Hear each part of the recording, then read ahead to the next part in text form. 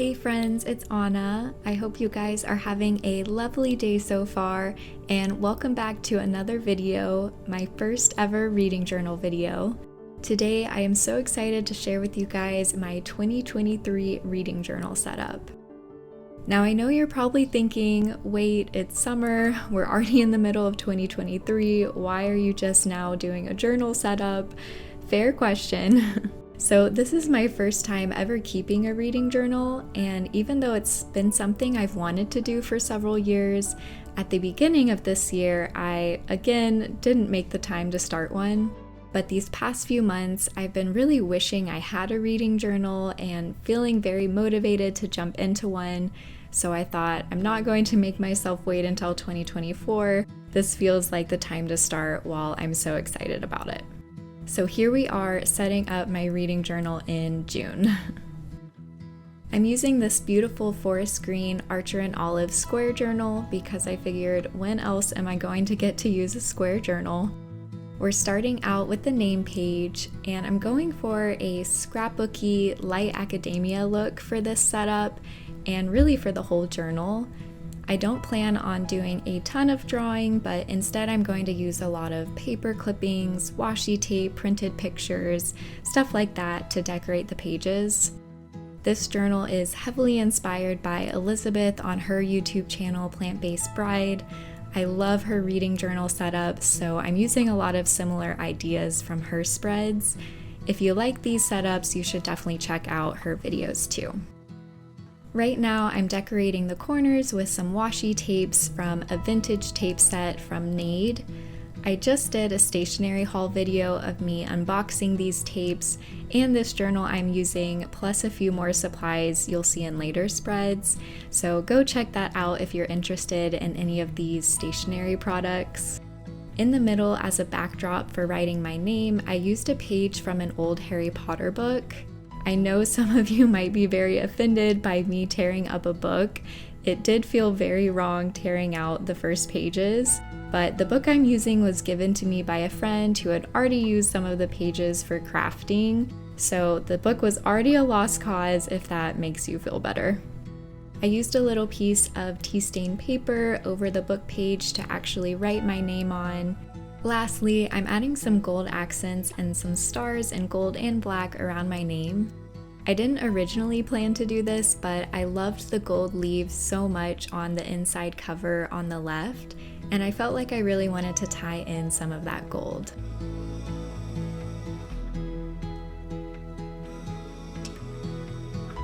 And that's my super simple name page. Next up, we have my cover page for the journal and also a quote page. I'm doing the quote first on the left. To start off, I'm adding some tea stain paper in the corner, and throughout the setup, I'll be using this tape roller from Amazon to tape everything in. All of my supplies, as always, will be linked in the description box below. In the bottom half of the page, I'm going to draw an open book and then write the quote on top of that. There are so many beautiful quotes about reading and books out there, it was really difficult to choose just one.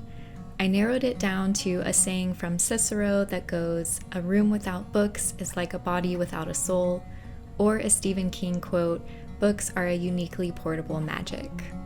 I ended up choosing the Stephen King quote because I really liked the inclusion of the word magic. That matches the vibe of the Harry Potter book pages I'm using and kind of goes with those gold stars I used around my name as well. I still love the Cicero quote though, so I might save that for next year. Like I said, there's just so many good quotes about reading out there, so if you'd like, let me know in the comments below what your favorite quote about books or reading is. I would love to know.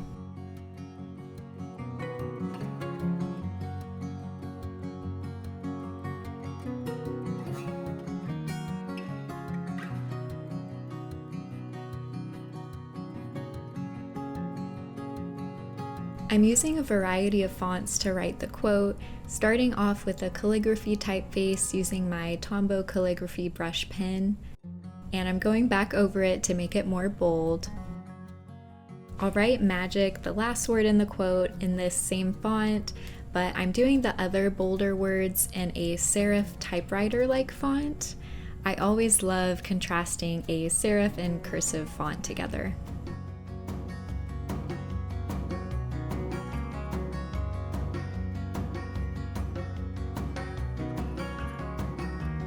I wanted to create some magical imagery to tie this drawing in with the quote, so I'm using my gold gel pen to draw some gold wisps coming out from the book, almost like the magic is reaching out from the pages. I'm also adding some gold and black stars and some other accents to finish out the drawing.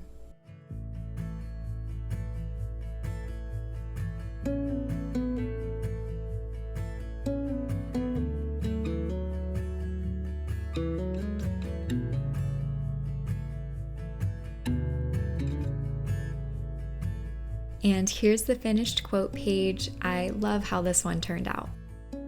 Moving on to the right side, this will just be my title page for the journal. I'm using some more tea-stained paper and Harry Potter book pages for the corner. I didn't even mean for this to happen, but my tea-stained paper turned out to be like the exact same shade as my Harry Potter book pages, so I think they go very nicely together.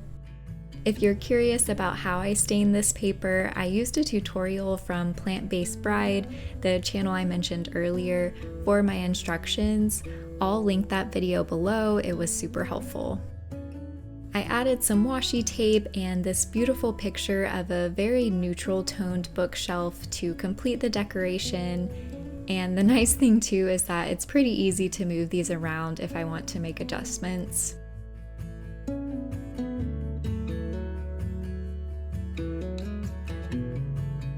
Now I'm using my alphabet stamp set to stamp the title in the middle. I really love how these two pages look together. They don't add any functionality, but I think they really set a pleasant vibe for the journal. My last step is to add a little border to the title to make it stand out a bit more, and I'm also going to add in some gold stars and accents as well.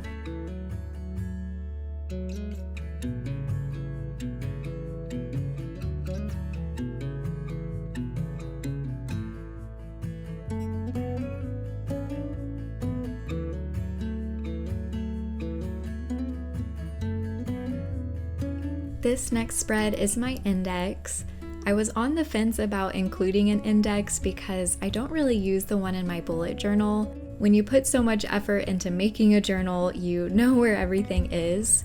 But I was thinking about how I plan on keeping this journal for years to come, and what if in a few years I want to look back and remember my thoughts on a certain book? At that point, it might be helpful to have an index to refer to. Also, I don't know if anyone else feels this way, but a journal just feels incomplete without an index to me. It would just feel wrong not to include one. So I'm keeping with very much the same style for this spread. I'm putting my title in the middle of the tea-stained paper up top, and I'm decorating around it with book pages, washi tape, a printed picture of some scrolls, which I thought matched the vibe of an index, and this cute little book stamp to the right of the title. The stamp is from a book-themed silicone stamp set, which was a recent find and is such a perfect fit for a reading journal. As you saw, I'm pressing the stamps with the lid of my ink pad. I need to get a clear acrylic block, which is what you're supposed to use. Thank you to one of my viewers for commenting the name of that tool when I was clearly struggling to test out these stamps in my stationery haul video, but I'm getting by in the meantime.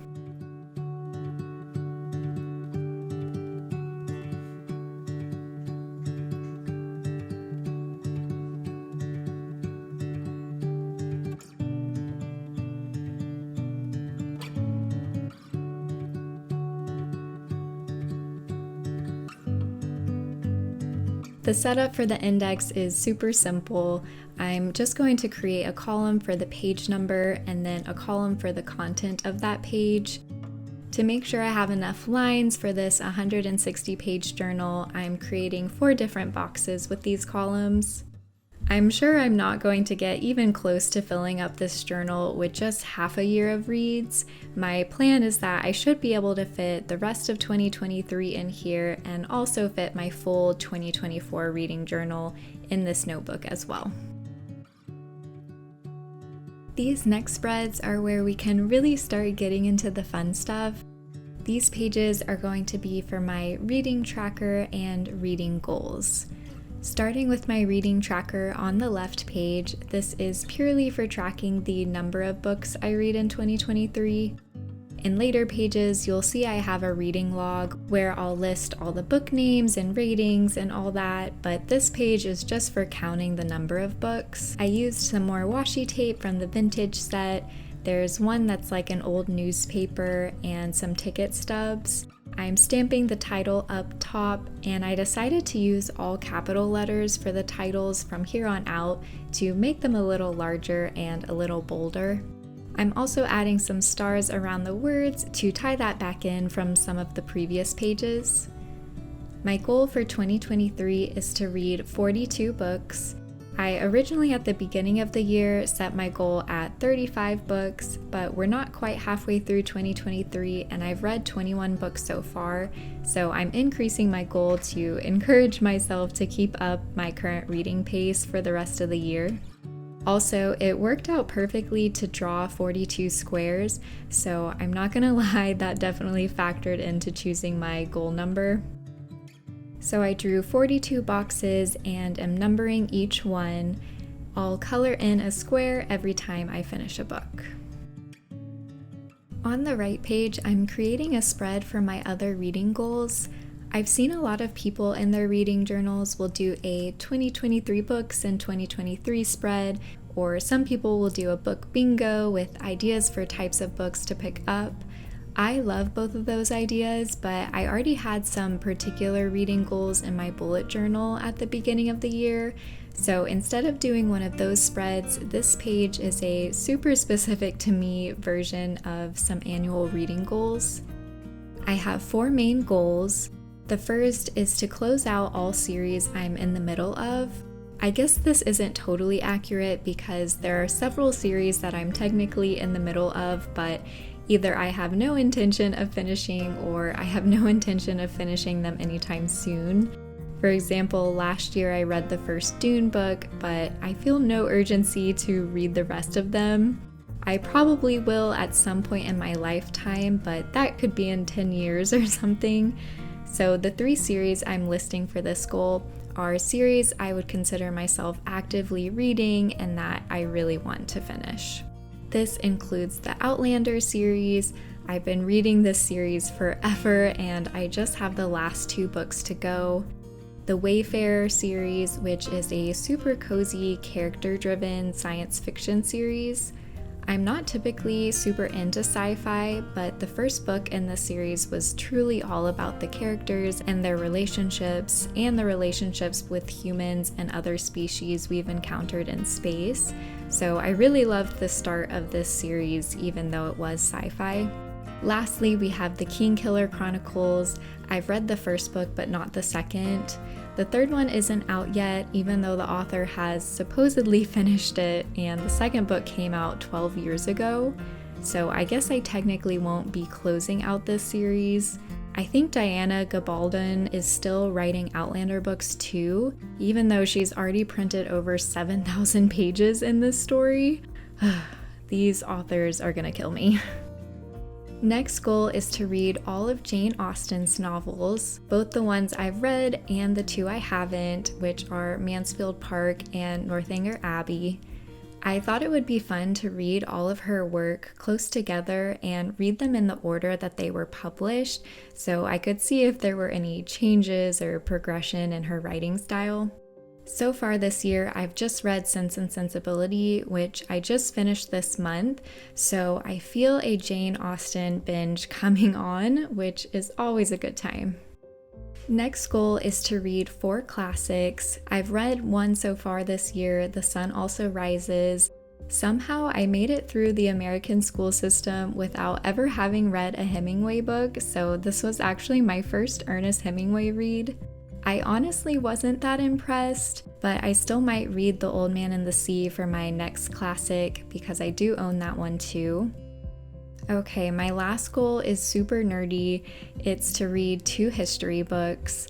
I love learning about history, and this goal in my head is specifically for this one shelf on our bookcase that has all of these larger, almost textbook-like history books. I love getting these books. All of them have such beautifully designed layouts inside, but I've never read one cover to cover. I just read sections here and there. So this year, I really wanted to read at least 2 of these guides front to back. I have read one already, National Geographic's Almanac of World History, which is the book cover for this goal, and it was really good. National Geographic publishes awesome history content. Those are all my specific reading goals, and the fun thing about setting up this journal in the middle of the year is that I get to go ahead and fill in some of these boxes already. I'm coloring in the first 21 boxes on the tracker side for the books I've finished so far, and then I'll color in the boxes for the goals books I've read as well.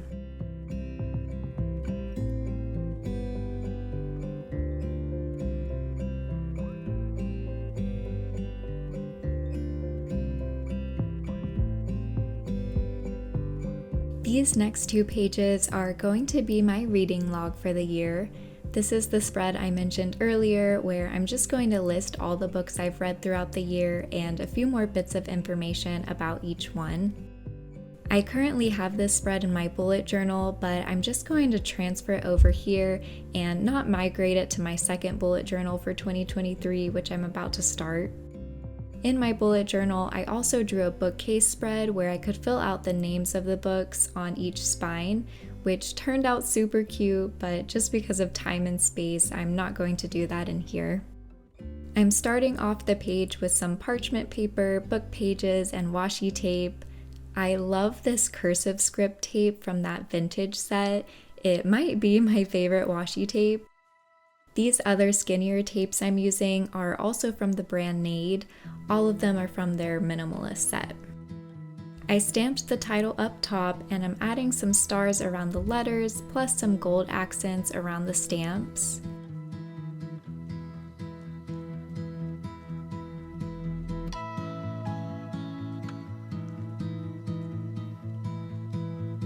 I'm doing a similar collage on the bottom of the right page. I'm not sure why, but these pages might be my favorite just as far as how they look. I think this assortment of tape and paper and stamps goes really well together.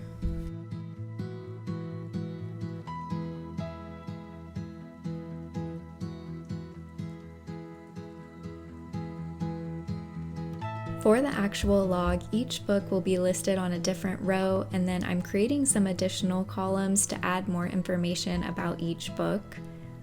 I'll number them to keep track of what number book I'm on for the year. I have a column for start date and finish date so I can see exactly when in the year I read these and how long each book took me. I have a column for how many pages in each book. This can give me a quick glance at how large each book is, and also total number of pages read is a stat I would love to have at the end of the year, and that will be so much easier if I'm keeping track of the page numbers of each book as I go. Lastly, I have a column for me to give each book a rating, 1 to 5 stars.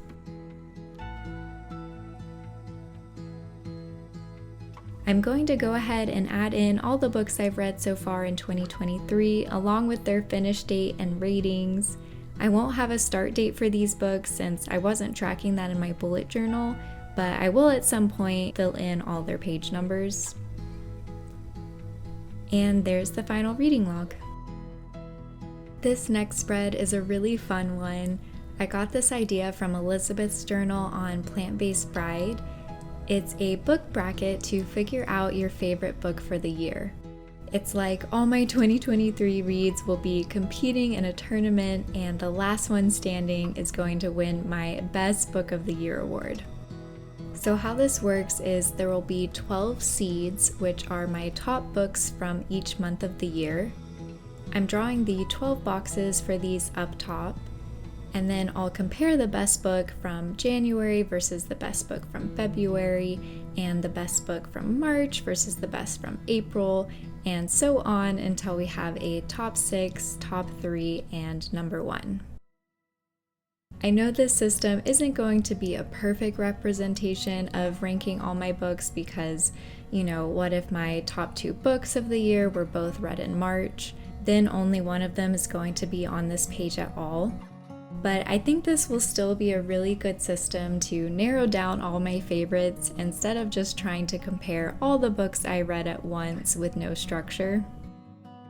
I'm not going to fill out my picks for January through May now because that requires some major thought, but I'll try to keep you guys updated in upcoming reading wrap-ups. I'm finishing up drawing all the boxes where I'll write the names of each book. Next, I'm going to draw some lines connecting the boxes and showing where each book will move on. This spread was definitely a little tedious to create, but I think it was worth it because I really like how it turned out. So here's what the final bracket looks like. I'm labeling each month at the top, and then I'm going to use my beige Tombow brush pen to add some color. At first, I thought I'd highlight alternating months, but then I decided it would look better to do all of them. To decorate the bottom of these pages, I'm using some more parchment paper and book stamps. I also pasted this pretty picture of a typewriter with some flowers, which I thought went with the overall vibe really well. All the pictures I'm using I just got off Pinterest. I searched light academia aesthetic and started a board to save all the images I liked. I'm planning to continue using these in future spreads for each month.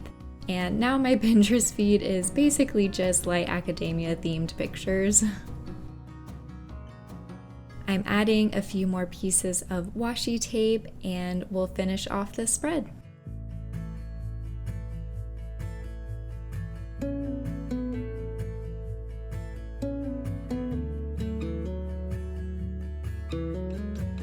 On to my last 2 pages for this setup.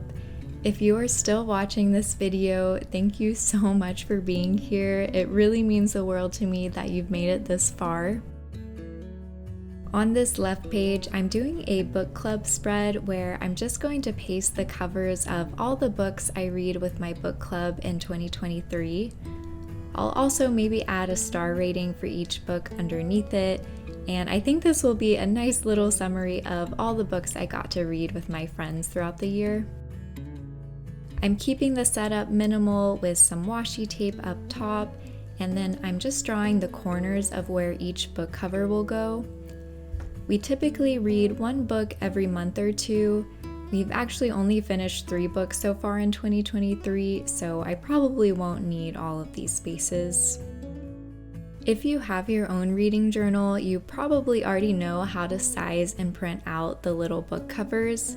But in case you're new to reading journals like me, let me show you real quick how I printed these. First, I copied a picture of the book and then I paste that in a Google Doc. You click Image Options, and under Size and Rotation, you can adjust the height or width in inches. I always sketch out the design of my pages, so I just measured with a ruler how tall the book should be and kept the height consistent between all the books. When you adjust the height, it'll automatically resize the width to keep the right proportions, which might vary slightly by book.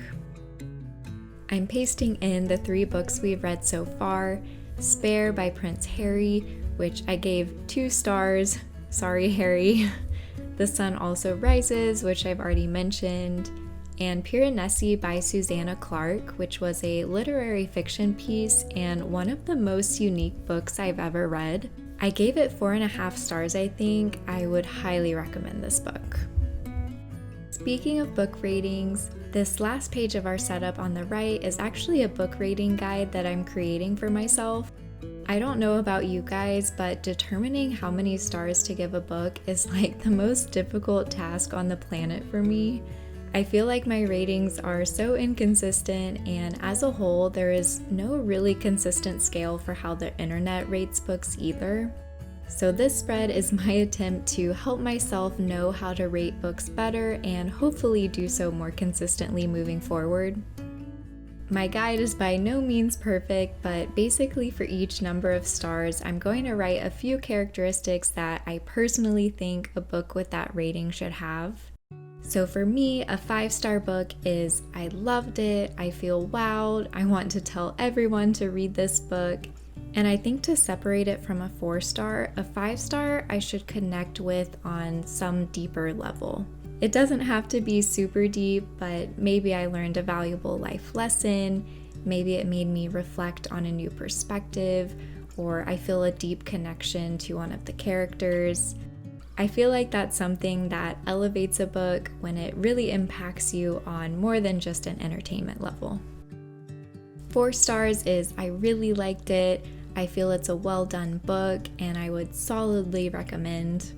3 stars is I liked it okay, mostly enjoyed, but maybe didn't like a few things or it was a little underwhelming. With 2 stars, I feel there's a drop off. This is I really didn't like it. It was mostly a struggle either because of boredom or there were particular issues with it. And 1 star, I hardly ever give books a 1 star because it feels really aggressive, but 1 star would be I actively feel like this is a bad book with little to no redeeming qualities. That's my rating system, but of course everyone does it a little differently.